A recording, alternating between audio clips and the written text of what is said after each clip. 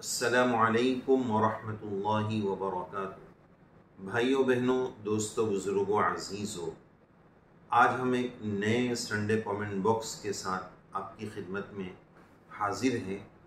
ہم نے آسان دین چینل پر پوسٹ نمبر 51 آپ کی خدمت میں بھیجی تھی، تو اس میں آپ کے جو سوالات آئے تھے، آج انشاءاللہ ہم اس کے جوابات آپ کی خدمت میں پیش کریں گے۔ پچھلے کئی ہفتوں سے الحمدللہ آپ کے سوالات کے جوابات ہم لائیو سیشن کے دوران پیش کرتے تھے اور اس دوران بھی سوالات آتے تھے، لیکن اب سفر کی مشغولیت کی وجہ سے انشاءاللہ چند ہفتوں تک ہم کوشش کریں گے کہ اسی طرح اپلوڈڈ ویڈیو کے ذریعے آپ کے سوالات کے جوابات پیش کیے جائیں۔ آپ تمام حضرات سے درخواست ہے کہ دعا فرما دیں، اللہ تعالی ہمارے سفر حج کو خوب آسان فرما دے، قبول فرما لے اور قدم قدم پر اپنی نصرت شامل حال فرمائے، اور اس عظیم نعمت کی ناقدری سے اللہ تعالی بچائے، قدردانی نصیب فرمائے، مقامات مقدسہ کے جو حقوق ہے ان حقوق کی ادائیگی کی توفیق نصیب فرمائے، اور ہم بھی دعا گو ہیں اللہ تعالی ہم سب کو حرمین شریفین زادہم اللہ شرفا وعظمتا وکرامتا کی بار بار کی مقبول باعزت حاضری، عشق اور جذبات والی حاضری بار بار ہم سب کو نصیب فرمائے۔ تو بہرحال اب ہم آپ کے سوالات کے جوابات اسی ترتیب پر دیں گے، اور الحمدللہ بڑے مبارک دن چل رہے ہیں، بڑی مبارک راتیں چل رہی ہیں۔ یہ وہ دن ہیں جو رمضان المبارک کے دن کے جیسے دن ہیں۔ ان دنوں کے بارے میں اللہ تعالیٰ نے قرآن مجید میں تذکرہ فرمایا، وَاذْكُرُوا اللَّهَ فِي أَيَّامٍ مَعْلُومَاتٍ، ان دنوں میں اللہ کا ذکر کثرت سے کرنا ہے۔ ان راتوں کی اللہ تعالیٰ نے قسم کھائی ہے، وَلَيَالٍ عَشْرٍ، 10 راتوں کی اللہ نے قسم کھائی۔ تو بہرحال یہ بڑا مبارک مہینہ اور یہ عشرہ جو چل رہا ہے، یہ جو 10 دن ہیں، اس کی بہت قدر کرنے کی ضرورت ہے۔ اس میں بڑی اہم عبادتیں ہمیں انجام دینی ہیں۔ اللہ تعالی ہمیں قربانی کی عبادت کو اور دیگر تمام عبادتوں کو اچھے انداز میں اس طرح ہم کریں کہ وہ اللہ کی بارگاہ میں قبول ہو۔ شریعت سنت کے مطابق ہمیں ان عبادتوں کو قبول کا عمل کرنے کی توفیق نصیب فرمائیں اور اپنی بارگاہ میں قبول بھی فرمائیں۔ تو آئیے ناظرین، اب ہم سوال و جواب آپ کی خدمت میں پیش کرتے ہیں۔ نور اختر صاحب نے ایک سوال یہ بھیجا ہے کہ اللہ تعالیٰ کے نام کی اگر ہم تسبیح پڑھ رہے ہوں اللہ اللہ، اور اس کے آگے پیچھے درود شریف اگر پڑھیں تو کیا کوئی حرج ہے؟ کوئی حرج کی بات نہیں۔ درود شریف بھی ایک ذکر ہے اور درود شریف کے ذریعے بھی ثواب ملتا ہے۔ درود شریف رسول اللہ صلی اللہ علیہ وسلم کا ہر ایمان والے پر حق ہے، تو درود شریف کثرت سے پڑھنا چاہیے، صلاۃ و سلام پڑھنا چاہیے۔ درود پڑھنے سے ثواب ملتا ہے، سلام پڑھنے سے جواب ملتا ہے، تو صلاۃ و سلام دونوں کا ہمیں قرآن مجید نے حکم دیا ہے۔ لہذا اگر تسبیح کے ساتھ آگے پیچھے درود شریف پڑھ لیں تو کوئی حرج کی بات نہیں، بالکل پڑھ سکتے ہیں۔ مسلمہ پوچھتے ہیں کہ کوئی شخص ایسی چیز غیر قانونی طور پر خریدتا ہے، غیر قانونی سے مراد گورنمنٹ کے لوز اور اصول میں اس کی اجازت نہیں ہے، وہ الاؤڈ نہیں ہے، اور وہ اس کو خریدتا ہے، کیا ہم اس سے وہ چیز خریدتے ہیں اور اس کو آگے بیچتے ہیں تو اس طرح کا کاروبار کرنا کیسا ہے؟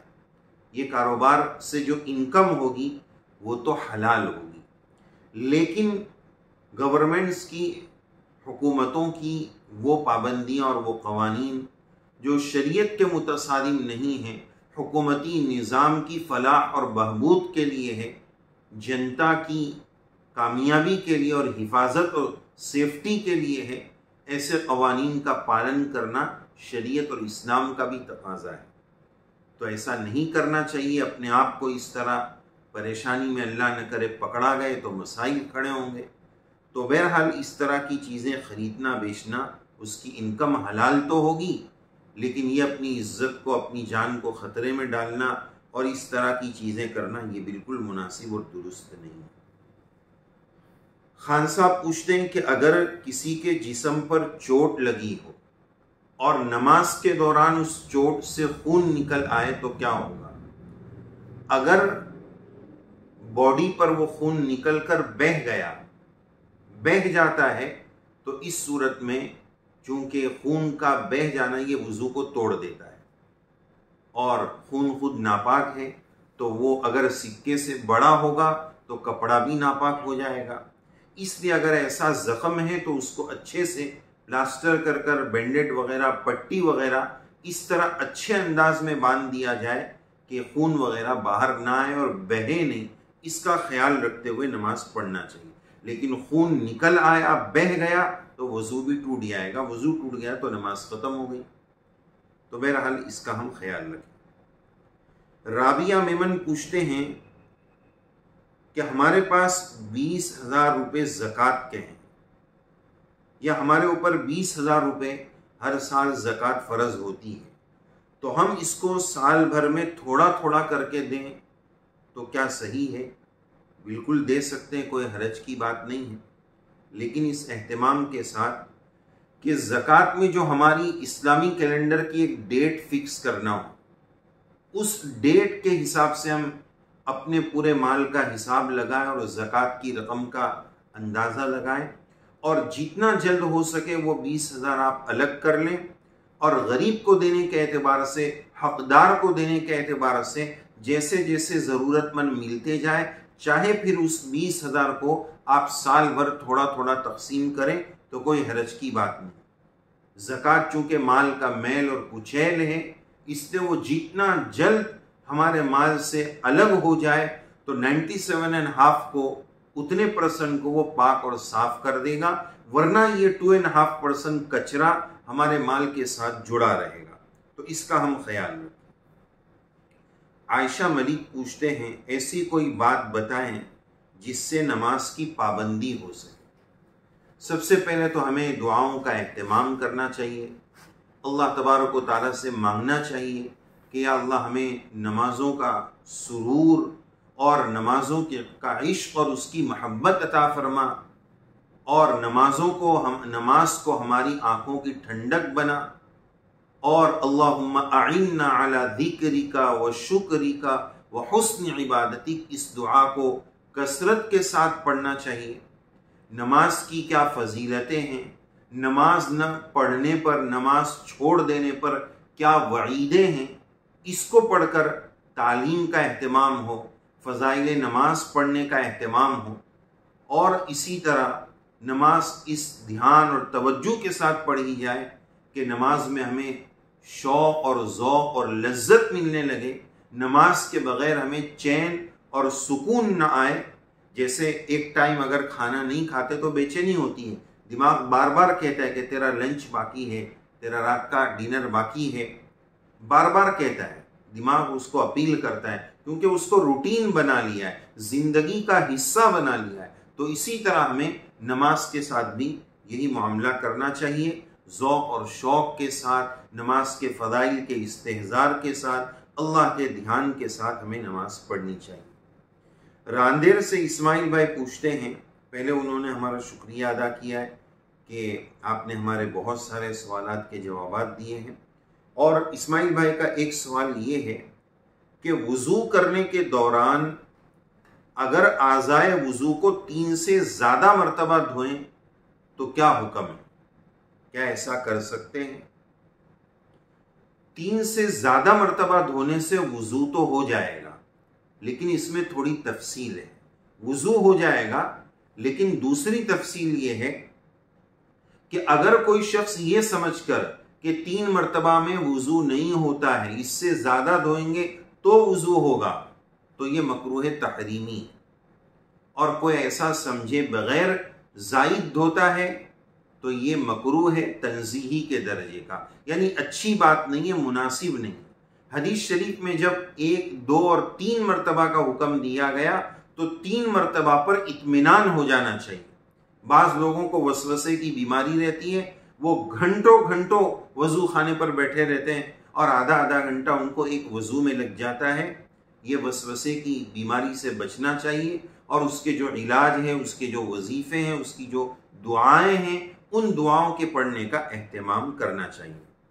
اور یہ بات بھی یاد رکھنی چاہیے کہ اگر کوئی شخص کسی مسجد کے نل یا مسجد کے پانی سے وضو کر رہا ہے، مدرسے کے وقف پانی سے وضو کر رہا ہے، تو پھر تو علماء نے لکھا ہے کہ چوتھی مرتبہ اس کے لیے وہ پانی استعمال کرنا جائز ہی نہیں ہے، اس لیے کہ وضو کے لیے رکھا ہے۔ چوتھی مرتبہ جو کر رہا ہے وہ وضو کا حصہ نہیں، شریعت میں 3 ہی مرتبہ کہا گیا ہے۔ تو بہرحال یہ اس میں تفصیلات ہیں۔ اریبہ شیخ پوچھتے ہیں کہ جب ہم طواف کرنے کے لیے مسجد حرام میں پہنچے تو کیا وہاں تحیت الوضو اور تحیت المسجد کی نماز پڑھنا درست نہیں ہے؟ کیا ایسا ہے؟ یہ ان کا سوال ہے۔ مسجد حرام میں جب ہم داخل ہو، اللہ تعالی ہم سب کو بار بار حاضری نصیب فرمائے، تو اگر طواف ہی کی نیت سے جا رہے ہیں، جاتے ہی طواف کرنا ہے، عمرہ کا طواف ہو یا نفلی طواف ہو، تو اب تحیت المسجد کی ضرورت نہیں ہے۔ یہ طواف تحیہ ہو جائے گا، یہ اس تحیت المسجد کی جگہ پر یہ طواف ہو جائے گا۔ لیکن اگر کسی شخص کا مسجد الحرام میں داخل ہونے کے بعد طواف کا ارادہ نہیں، مثلا وہ کوئی نماز کے لیے گیا ہے، 5 وقتہ نمازوں میں سے کسی نماز کے لیے گیا ہے، طواف کے لیے نہیں گیا ہے، اور مکروہ وقت بھی نہیں ہے، تو اب ایسی صورت میں تحیت المسجد مسجد حرام میں بھی پڑھنا ہے، اس کی گنجائش ہے، پڑھ سکتا ہے۔ ایسا نہیں کہ مسجد الحرام میں تحیت المسجد اور تحیت الوضو ہے ہی نہیں، پڑھنا چاہیں اس ترتیب کے ساتھ، اس تفصیل کی روشنی میں، تو وہ پڑھ سکتا ہے۔ صدف ملک پوچھتے ہیں کیا غسل کرتے وقت چپل پہن سکتے ہیں؟ چپل کیوں پہننا ہے؟ اگر چپل پاک ہے، صاف ہے، اور کوئی حرج نہیں اس کے پہننے میں بظاہر، غسل کا مقصود تو پاکی اور صفائی ہے، تو اگر چپل پہن کر بھی غسل کر رہے ہیں، لیکن اس کا خیال ضروری ہے کہ پورے بدن پر ایک بال کے برابر بھی خشک نہ رہے، تو پاؤں کے نیچے کا نچلا حصہ بھی برابر دھلنا چاہیے، اس کا خیال۔ ہیما خاتون پوچھتے ہیں کہ زہار کیا چیز ہوتی ہے، اس کی تھوڑی سی تفصیل بتائیں۔ 28ویں پارے میں قرآن مجید میں پہلے صفحے پر زہار کی تھوڑی تفصیل موجود ہے، زہار کا واقعہ موجود ہے کہ ایک صحابیہ رضی اللہ عنہا، خولہ بنت ثعلبہ رضی اللہ عنہا، ان کے شوہر نے ان کے ساتھ زہار فرما لیا تھا اور یہ کہہ دیا تھا انت علی کظہر ام، آپ مجھ پر میری ماں کی پیٹھ کی طرح ہے۔ اصل میں زمانے جاہلیت میں اس چیز کو طلاق کے طور پر استعمال کیا جاتا تھا، اور ایسا بولنے کے بعد میاں بیوی میں تفریق اور جدائی ہو جاتی تھی، طلاق ہو جاتی تھی۔ اب ان کے شوہر نے ان کو ایسا بول دیا، وہ رسول اللہ صلی اللہ علیہ وسلم کے دربار میں آئی، بتائی کہ اس طرح کا پرابلم ہو گیا ہے، تو آپ صلی اللہ علیہ وسلم نے وحی کا انتظار فرمایا۔ ابتدا میں تو کافی بات چیت ہوئی، چونکہ اللہ تعالیٰ کی طرف سے کوئی حکم آیا نہیں تھا، وہ عورت بار بار دعا کر رہی تھی اللہ تعالیٰ سے، چھوٹے بچے بھی تھے اور شوہر کا تعلق تھا، تو اللہ تعالیٰ نے آیات نازل فرمائی، قد سمع اللہ قول التی، اللہ تعالیٰ نے اس عورت کی بات سن لی جو آپ سے جھگڑ رہی تھی، وتشتکی الی اللہ، اور اللہ سے شکایت کر رہی تھی، اپنے مسئلے کا حل مانگ رہی تھی، اللہ یسمع تحاورکما، اللہ تعالیٰ تمہاری بات سن رہے تھے۔ تو وہی نازل ہوئی، اللہ تعالیٰ نے اس میں حکم بتایا، اور اب زہار کا حکم یہ ہے، تفصیل اس کی یہ ہے کہ اپنی بیوی کو محرمات ابدیہ یعنی ماں، بہن وغیرہ کے کسی عضو کے ساتھ تشبیہ دینا، انت علی کظہر امی، تو مجھ پر میری ماں کی پیٹھ کی طرح ہے، اس طرح کہہ دینے سے زہار ہوتا ہے۔ اگر کوئی طلاق کی نیت یہ بول کر کرے تو طلاق بھی ہو جاتی ہے، لیکن اس سے زہار میں طلاق نہیں ہوتی ہے، اس کا کفارہ دینا ہوگا۔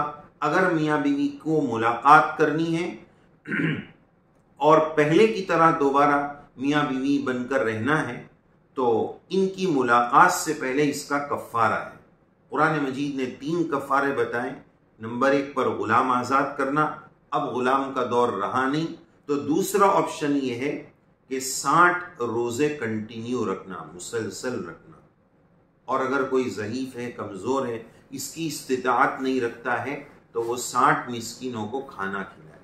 اطعام 60 مسکین، 60 مسکینوں کو 2 ٹائم پیٹ بھر کھانا کھلائے، یہ زہار کی تفصیل ہے۔ لیکن اس میں آپ نے ایک بات یہ بھی لکھی تھی کہ کسی اپنی بیٹی کو، یعنی ہمارے علاقے میں آپ نے لکھا تھا کہ بیٹی کو ماں بول دیتے ہیں، بیٹے کو باپ کہہ دیتے ہیں، یا بعض لوگ بیوی کو بھی بعض مرتبہ پیار محبت میں بیٹا کہہ دیتے ہیں، تو ایسا نہیں کہنا چاہیے۔ یعنی بیٹی کو ماں پیار محبت میں جیسے بعض علاقوں میں بولتے ہیں، حیدرآباد کے علاقوں میں بولتے ہیں ماں تو کیا کرتی، ایسا بول دیتے ہیں، تو اس میں حرج نہیں۔ لیکن بیوی کو جو بیٹا کہہ دیتے ہیں، اس میں احتیاط کرنا چاہیے، بچنا چاہیے۔ لیکن بیٹی کو اس طرح پیار محبت میں کسی نے ماں کہہ دیا، بیٹے کو کہہ دیا کہ تو میرا باپ لگ رہا ہے آج، تو اس طرح اس میں کوئی حرج نہیں۔ ارشاد احمد صاحب نے پوچھا ہے کہ ایک شخص صاحب نصاب ہے اور اس پر قربانی واجب ہے، لیکن بہت زیادہ قرض اس پر ہونے کی وجہ سے ابھی اس کے ہاتھ میں کیش رقم نہیں، لیکن وہ ہے صاحب نصاب۔ مسئلے کی روشنی میں اس پر قربانی واجب ہے، تو اب کیش نہ ہونے کی وجہ سے وہ کیا کرے؟ قربانی اس پر واجب ہوگی، اس کو قربانی کرنی ہوگی، چاہے تو کسی جگہ سے وہ قرض لے یا اپنے گھر کی کوئی چیز بیچ کر قربانی ادا کرے، لیکن قربانی چونکہ اس پر واجب ہے اس لیے اس کو کرنا ہے۔ اور قربانی کی عبادت بڑی اہم ہے، اس میں کوئی رعایت نہیں ہونی چاہیے۔ بہت مجبوری ہے تو بڑے میں ایک حصہ ہم لے سکتے ہیں، وہ تو بہت مختصر رقم میں ہم کر سکتے ہیں۔ اور قربانی امام ابو حنیفہ رحمۃ اللہ علیہ کے مسلک میں واجب ہے، اور حدیث شریف میں بھی اس کی بڑی تاکید ہے۔ اللہ تعالیٰ نے بھی ونحر، قربانی اور نحر کا حکم دیا ہے، اور نبی کریم صلی اللہ علیہ وسلم نے حدیث پاک میں یہ بات بتائی ہے، جس کا خلاصہ یہ ہے کہ جو صاحب وسعت ہے اور قربانی نہیں کرتا ہے وہ ہماری عیدگاہ میں نہ آئے۔ سخت وعید ہے۔ عید میں تو بے نمازی مسلمان بھی چلا جاتا ہے، تو سخت وعید ہے، اس لیے کسی سے قرض لے لے یا گھر کی کوئی چیز بیچ کر قربانی ادا کرے۔ آخری سوال لیتے ہیں، کسی حاجی کی طرف سے سوال یہ ہے کہ ہماری گھر کی مستورات حج پر ساتھ میں ہیں اور حج کے فوراً بعد ہماری روانگی ہے، اور ہمارے گھر میں ایام میں اور حیض آنے کا آخری دنوں میں، حج کے دنوں میں چانس ہیں، تو اب تمام عبادتیں حیض کی حالت میں حج کی جا سکتی ہے، رمی ہے، اس طرح مزدلفہ کا وقوف ہے، عرفات کا وقوف ہے۔ مسئلہ طواف زیارت کا ہے کہ طواف زیارت کا فرض ادا نہیں ہوا اور روانگی کا وقت آ گیا، فلائٹ کی ڈیٹ فکس ہے، تو اب کیا کریں؟ پہلی کوشش تو یہ کریں کہ اس طرح کا سفر کا نظام بنانا ہی نہیں چاہیے کہ فوراً جانا پڑے، بعد میں دن اس طرح کے رہنے چاہیے تاکہ اس طرح کے مسائل میں دقت اور پریشانی نہ ہو۔ دوسری بات، کوشش کریں کہ ڈیلے ہو جائے، سفر ملتوی ہو جائے، بعد میں ہو جائے، اس کی کوشش کریں۔ اگر کوئی شکل نہیں بن پا رہی ہے، محرم کا مسئلہ ہو رہا ہے، تو اب ایسی صورت میں فتاوی میں یہ بات موجود ہے کہ اب اسی حال میں طواف زیارت کر لیں، اچھے سے باندھ کر، اچھی ترتیب پر، اچھے انداز میں طواف زیارت اسی حال میں، حیض کی حالت میں کر لیں۔ اگر یہ نہیں کرے گی تو اپنے شوہر کے لیے حلال نہیں ہوگی، اس لیے طواف زیارت کرنا ضروری ہے، اسی حال میں کر لیں۔ اور اب چونکہ حیض کی حالت میں طواف زیارت ہوا ہے، اس لیے حدود حرم میں 7 حصے والے جانور کی قربانی اس کو دینی پڑے گی، اونٹ، بیل وغیرہ کی اس کو قربانی دینی پڑے گی، 7 حصے والے جانور۔ تو الحمدللہ یہ پوسٹ نمبر 51 میں جو سوالات آئے تھے وہ آپ کی خدمت میں پیش کیے گئے، اور الحمدللہ مبارک دن آ رہے ہیں، مبارک راتیں چل رہی ہیں۔ آپ حضرات دعاؤں کا اہتمام کریں، قربانی کا اہتمام کریں، اور اپنے سوالات جو ہے پوسٹ ڈالی جائیں گی تو آپ اپنے سوال بھیجنے کی فکر کریں، کوشش کریں، اور ہمارے لیے بھی دعا کریں، ساری امت اور انسانیت کے لیے دعا کریں، سفر کی آسانی کے لیے دعا کریں۔ اللہ تعالیٰ آپ سب لوگوں کو خوش رکھے، آباد رکھے، شاد رکھے، اپنے حفظ و امان میں رکھے۔ ان مبارک ایام اور مبارک راتوں کی ہم سب کو قدردانی نصیب فرمائیں، آمین یا رب العالمین۔ وآخر دعوانا ان الحمد للہ رب العالمین۔